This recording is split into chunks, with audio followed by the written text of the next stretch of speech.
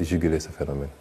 D'accord. Alors, on va parler peut-être de la coopération entre le Sénégal et la France, parce que nous tirons donc vers la fin de cet entretien. Alors, quel est l'état de cette coopération aujourd'hui? Elle est comme toutes les autres coopérations. Il n'y a pas d'exception ou de spécificité. Je ne vais pas trop développer parce que je ne suis pas là pour parler de la France, en ce sens que ce serait peut-être donner ce que vous ne voulez pas, c'est ce qu'on va faire, donner un peu de relief à une collaboration par rapport à beaucoup d'autres. Je crois que nous avons dépassé cette étape où un pays, quelle que soit l'histoire qui a pu nous lier dans le passé, qui continue à nous lier, qu'un pays focalise toute notre attention.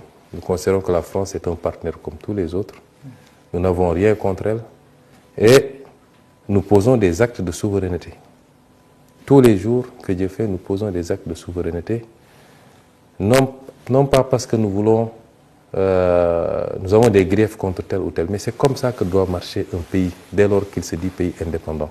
Je vous ai parlé tout à l'heure de l'exemple des bases militaires, qui sont particulièrement françaises en l'occurrence, parce que c'est le seul pays qui disposait de bases militaires. Ceci dit, en dehors de ces considérations, nous avons des relations avec la France, comme nous en avons avec le Burkina, avec le Mali, avec les États-Unis, avec la Chine. C'est des relations normales, ordinaires.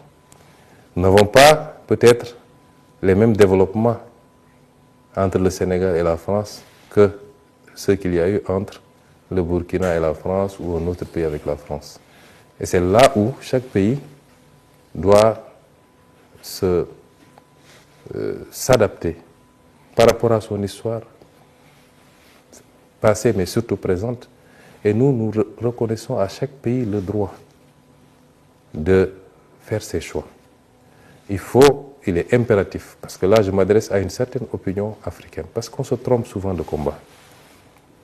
Il faut qu'on sorte d'une posture où c'est comme ça ou c'est rien. On a été suffisamment divisé pendant trop longtemps, et quelquefois sur des détails. Aujourd'hui, il est question de réunir tous les panafricains, tous les souverainistes, de les réunir autour du combat qui est celui de la libération de l'Afrique, de la réappropriation par l'Afrique de ses ressources naturelles, de tout son potentiel, de gagner les vrais combats qui sont les combats de la sécurité et le combat du développement économique et social. Et ce matin, on a longuement discuté avec le président Traoré, que je considère comme un ami et un frère. Le président Traoré, on se parlait, j'étais opposant, il venait d'arriver au pouvoir.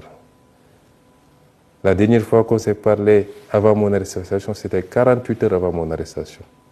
Donc, ce n'est pas d'aujourd'hui que datent nos relations. Et aujourd'hui, on a eu quand même la possibilité en tête-à-tête de beaucoup discuter.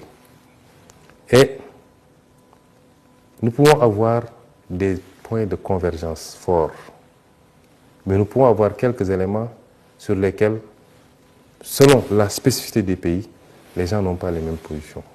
Ça ne doit pas être des facteurs de cristallisation sur des positions. Parce que si on devait regarder les points de convergence, elles sont à 95%.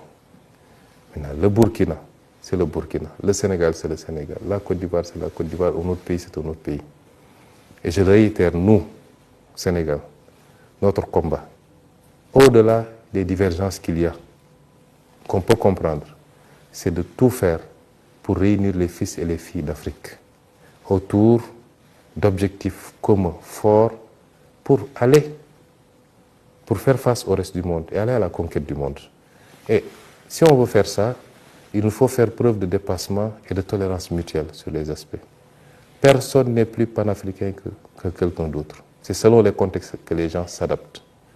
Quand nous posions le débat souverainiste et quand nous menions le combat, ça fait 10 ans que nous avons commencé en tant qu'opposants anonymes, inconnus. Il y a 10 ans, vous aurez parlé de Sonko au Burkina, les gens vous diront, est-ce que ce n'est pas un Burkinabé, est-ce que ce n'est pas un Zongo qu'on a transformé en Sonko là-bas? Et on a fait notre petit chemin. On est resté cohérent et constant. Évitons les facteurs de division sur des détails souvent et mettons-nous autour de l'essentiel. Ce n'est pas parce qu'on est arrivé au pouvoir de manière démocratique qu'on n'est pas un révolutionnaire. Ce n'est pas parce qu'on est arrivé au pouvoir par d'autres moyens qu'on est plus révolutionnaire que d'autres et vice-versa. Des gens ont été adulés, ils sont arrivés au pouvoir par les armes, ils ont été adulés parce qu'ils ont fait des résultats. Des gens sont arrivés par les urnes, ils ont été renversés parce qu'ils n'ont pas fait de résultats. Le plus important, c'est notre rapport à nos peuples, notre capacité à nous mettre au service de nos peuples et de l'Afrique. Et c'est important. Souvent, on apprécie sur les détails. Le Burkina est une patrie pour moi. J'ai toujours eu beaucoup d'admiration pour le Burkina. Quand je fais des divertissements, c'est les films burkinabés que je regarde, le curé, l'Adi et autres, parce que c'est ça mon divertissement, moi. Et j'apprécie beaucoup le peuple burkinabé pour sa correction, son éducation, son originalité, rester le même peuple. J'aime beaucoup ce pays, son originalité, et je crois que le Sénégal et le Burkina ont plus de liens qu'ils le soupçonnent eux-mêmes. C'est pourquoi j'ai tenu à être là, pour la mémoire du président Thomas Sankara, mais pour réaffirmer cette relation forte entre nos deux pays et que la présidence de son Excellence Bassirou Diomaye Diakhar Faye, nous voulons faire de cet axe Ouagadougou-Dakar un axe très fort. Le reste, c'est de la politique. AES, CEDEAO, ce qui nous intéresse. Nous allons renforcer nos relations avec le Burkina, avec le Mali, avec le Niger et avec tous les autres pays parce que c'est ça nos convictions. D'accord. Alors, dernière question, Monsieur le Premier ministre. Alors, vous êtes là pour le mausolée Thomas Sankara. Aujourd'hui, quel message vous avez donc à l'endroit de la jeunesse africaine? D'abord, un message de